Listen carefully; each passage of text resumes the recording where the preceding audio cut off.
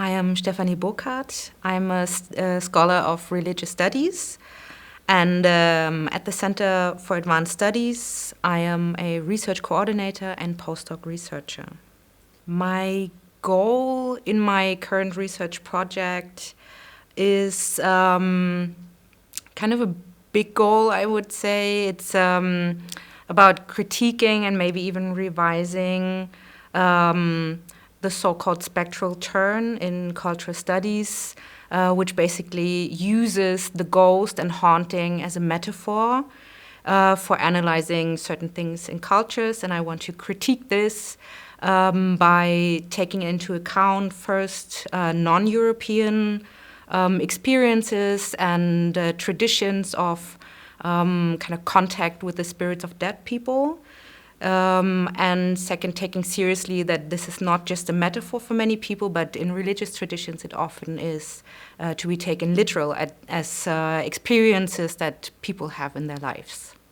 I want to achieve this goal in my research by comparing narratives and traditions, images of kind of ghosts and specters from the Euro-American tradition with those from African and specifically West African traditions.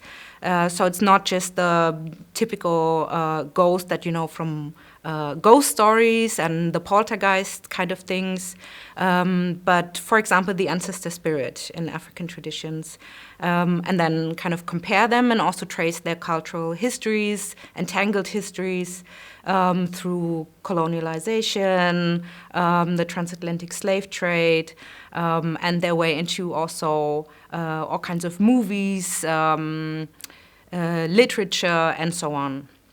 I want to collect stories, and which means literary and folkloric stories of these kinds of ghostly figures by collecting texts and also interviews. So this would be a mixture of textual and archive analysis and also fieldwork, mainly in West Africa and the African diaspora.